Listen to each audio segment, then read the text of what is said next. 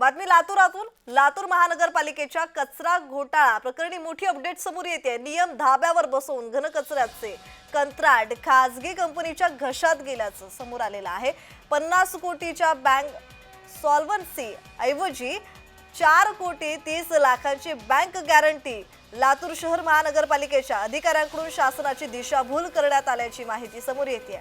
लातूर शहर महानगरपालिकेने लातूर शहरातील घनकचरा व्यवस्थापनाचे कंत्राट शासनानं ठरवून दिलेल्या नियम आणि अटी धाब्यावर बसवून एका खासगी कंपनीच्या घशात घातल्याची धक्कादायक बाब समोर आलेली आहे. लातूर शहर महानगरपालिकेनं करारातील नियमानुसार 50 कोटी रुपयांची बँक सॉल्व्हन्सी अशोक एंटरप्राइजेस ठाणे या कंत्राटदार कंपनीकडून घेणे आवश्यक असताना फक्त 4 कोटी 30 लाख 50 हजार रुपयांची बँक गॅरंटी घेतल्याची बाब समोर आली आहे. शिवाय कंत्राटदार कंपनीचे नेटवर्थ 50 कोटी रुपये असल्याचं कोणतेही सबळ पुरावे महापालिका प्रशासनाकडे उपलब्ध नसल्याचं स्पष्ट झालंय.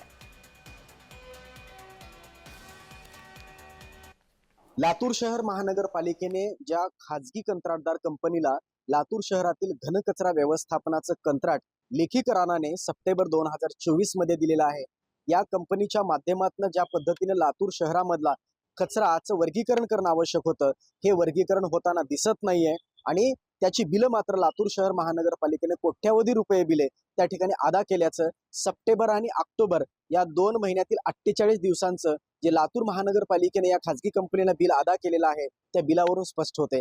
आणि सगळ्यात धक्कादायक बाब म्हणजे या कंपनीचं नेटवर्थ हे 50 कोटी रुपये असायला पाहिजे, परंतु या कंपनीनं नेटवर्थ म्हणून कुठले पुरावे या लातूर शहर महानगरपालिकेला दिलेत हे मात्र अद्याप समोर आलेलं नाही. आणि म्हणूनच लातूर शहर महानगरपालिकेचे जे कमिशनर आहेत बाबासाहेब मनोहरे आणि त्यांचे बाकीचे अधिकारी या सर्वांनी या कंत्राटदार कंपनीकडनं ज्या पद्धतीचा करार केलेला आहे आणि करारामध्ये ज्या पद्धतीच्या अटी आणि शर्ती लागू झालेल्या आहेत त्या अटी आणि शर्ती आणि नियमांना धाब्यावर बसवून लातूर शहर महानगरपालिकेने या कंत्राटदार कंपनीला हे कंत्राट दिल्याचं स्पष्ट होतंय. अजय घोडके, जय महाराष्ट्र न्यूज, लातूर.